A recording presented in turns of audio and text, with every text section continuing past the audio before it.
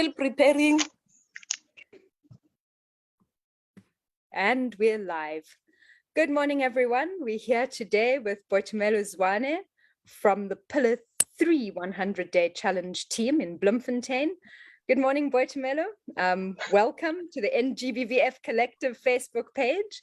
Would you like to tell us a little bit more about your role in the Pillar 3 team and what this 100-Day Challenge is all about? Okay, thank you very much, and good morning to you, Candice. So my name is Boitumelo Zwane. I am an education officer from the Commission for Gender Equality, and on this 100-day challenge, I am the team leader for the team that is working on Pillar 3 of the NSP in Bloemfontein. Our focus is particularly at the Bloemfontein court. So basically my role is to lead the team, coordinate, just to ensure that, everybody's doing what they should be doing as discussed in our weekly meetings, just to keep track of our progress and just to put, that bit of pressure on everybody, because we know the 100-day challenge, everything is working under pressure. So I am that one who also then puts pressure on everyone, just so that we don't drop the eye on the ball, So that is basically what I do, just keeping track of everyone, motivating everybody, and just, building that excitement, and just so that nobody loses focus, Candice. So that is my role. Fantastic. Thank you so much, Boitumelo. And I believe you're working on maintenance cases, resolving the backlog. Do you want to tell us a little bit more about your challenge? Yes, definitely. So the focus, as I mentioned, we are focusing at the Bloemfontein court, but particularly the maintenance court within the court. Right. So we identified this because we know that maintenance is an issue. It affects each and every household, and particularly households that are, not so privileged, if I may put it that way, but not excluding any other type of family. But now, so our goal, on this maintenance issue, we have basically two goals, Candice, that we are focusing on. The first one, we are aiming to reduce the backlog. Backlog is an issue in our maintenance cases, and it is frustrating to our beneficiaries and community members, right? So we are aiming to reduce the backlog cases by 75%. And these backlog cases, we're looking at cases that have been on the court roll for over 6 months. So these are the cases that we are dealing with, right? Which has been a problem. And then secondly, our second goal is to improve the finalization rate of maintenance inquiries. So maintenance inquiries, we are referring to new incoming cases that are being received by the court daily. So we want to improve the finalization rate. Currently, the target that is set by the court is 50%, but for the 100-day challenge, we are aiming to improve this finalization rate to 75%, right? So we are aiming to prevent any case falling into backlog.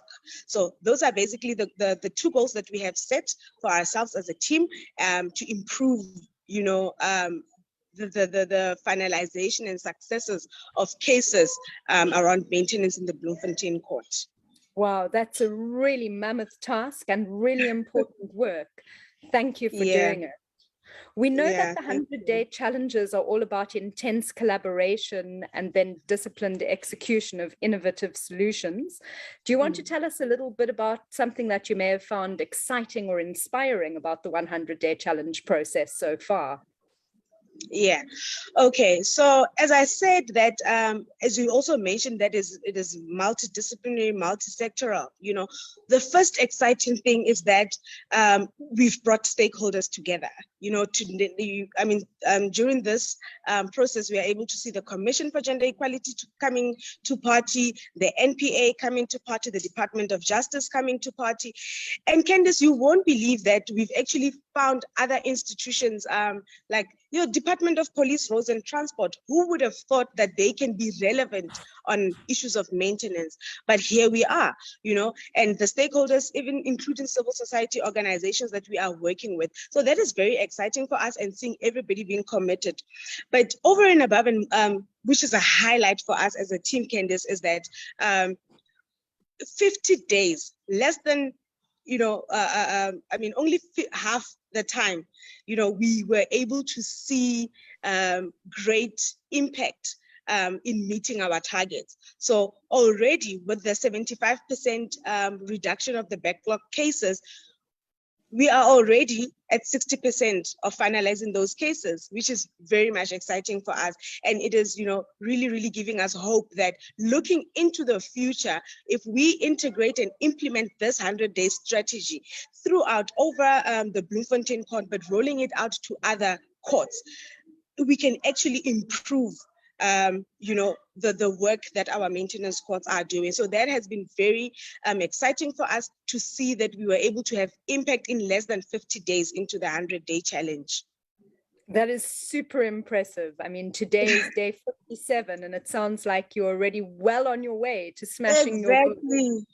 Yeah, big up to the Bloemfontein team. Yeah. Thank you.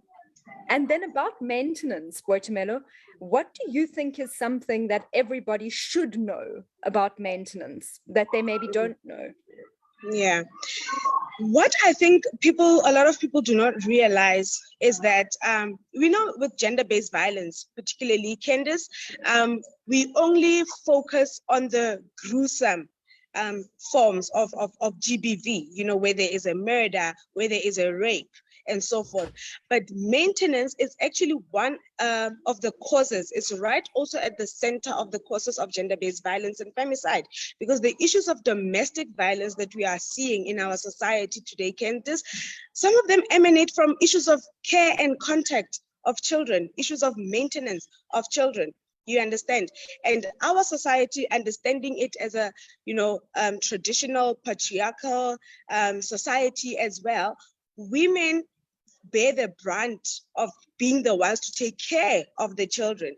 Now, without the support of fathers in assisting in maintenance, and maintenance not just focusing on giving out the money, but also the parenting of it all. Women are finding themselves bearing the brunt of all of this. And, there is then conflict that arises between two parents.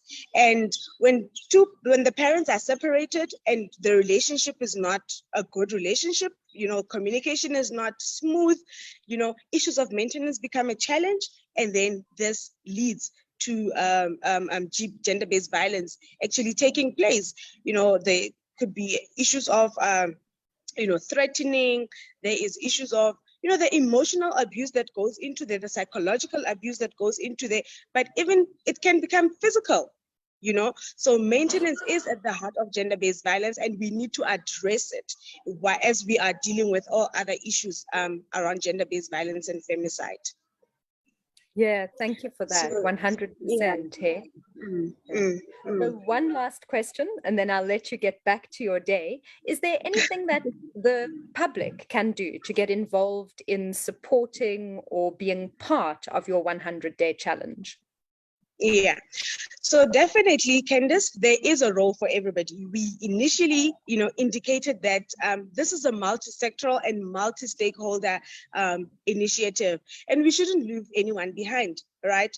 So over and above doing the work within our courts, focusing on the two goals that I indicated, having our maintenance clerks and maintenance officers and prosecutors on the roll, working on these cases.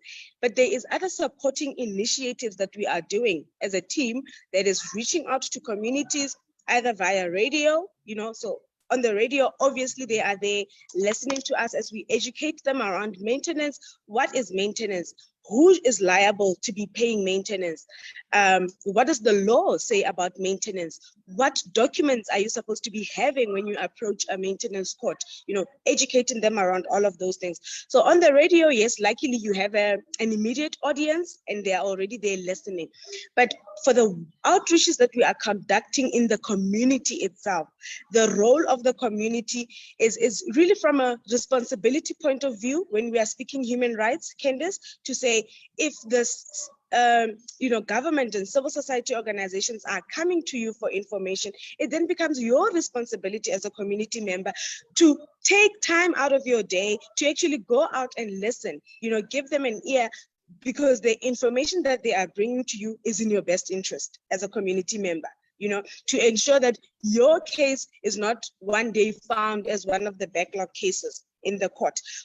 not finding yourself having your case not being put on the roll immediately because it doesn't present the merits for a successful maintenance finalization, right? So the responsibility and the role of the community is to make themselves available for the outreaches or for any sensitization workshops, information sharing sessions that they may hear of that we are rolling out.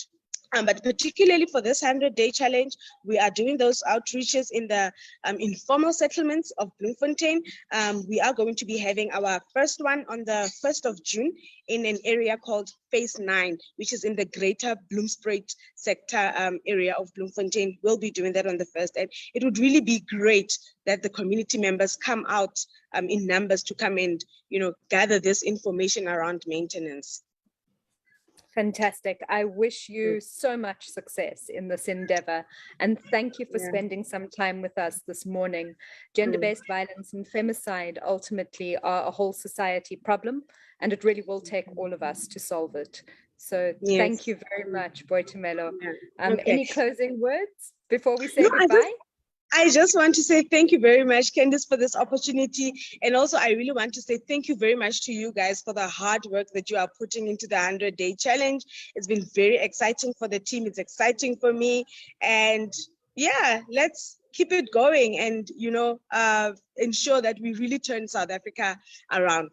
We need to end gender-based violence and femicide. So thank you very much for having me, Candice. It's been exciting. Fantastic. Thanks for being with us. Together we will end gender-based violence and femicide. Thank you. Yes, definitely. Thank you. Thanks, Goodbye. Bye.